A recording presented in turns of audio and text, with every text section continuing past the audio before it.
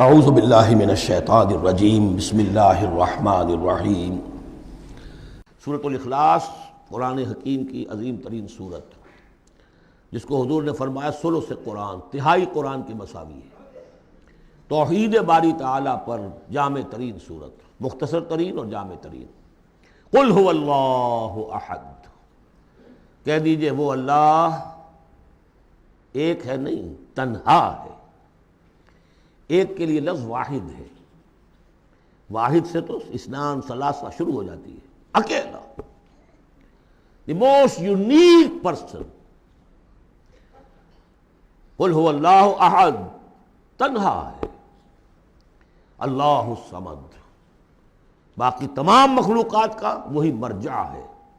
صمد کہتے ہیں بڑی چٹان کو، جس کا سہارا لیتے تھے لڑنے کے وقت، کہ پیچھے چٹان اچھی ہو تاکہ پیچھے سے دشمن جو ہے حملہ نہ کر سکے۔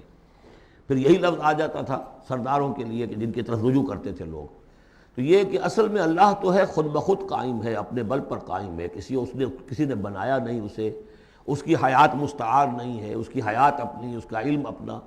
باقی جو بھی کائنات کے اندر مخلوقات ہیں وہ سب اس کی بدولت ہے۔ لا یحیطون بشیء من علمہ الا بما شاء، ان کا وجود بھی اللہ کا عطا کردہ، انہیں حیات بھی مستعار ہے، مانگی ہوئی ہے۔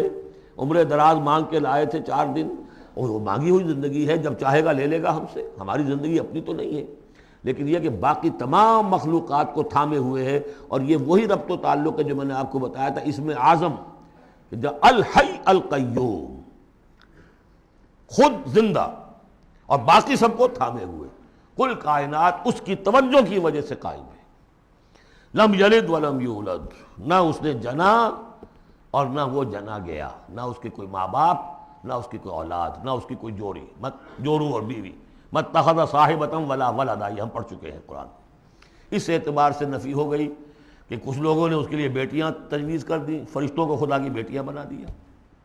کچھ لوگوں نے جو ہے اس کے لیے بیٹے بنا دیے، حضرت مسیح کو بنا دیا، اور حضرت عزیر علیہ السلام کو بنا دیا یہودیوں نے سب نے نہیں، کچھ ان کی فرقوں نے، وغیرہ وغیرہ۔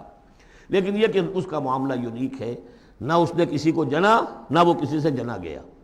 وَلَمْ يَكُنْ لَهُ كُفُوًا أَحَدٌ، اور نہیں ہے اس کا کوئی بھی، اب کفو جو کہتے ہیں برابری کا، کسی حیثیت سے اس کے برابر، کفو، ہم پلہ، ضد، ند، مثل، مثال، مثیل، کوئی نہیں، کوئی اس کا ہم پلہ نہیں ہے، کوئی اس کا ہم رتبہ نہیں ہے، کوئی اس کا کفو نہیں ہے۔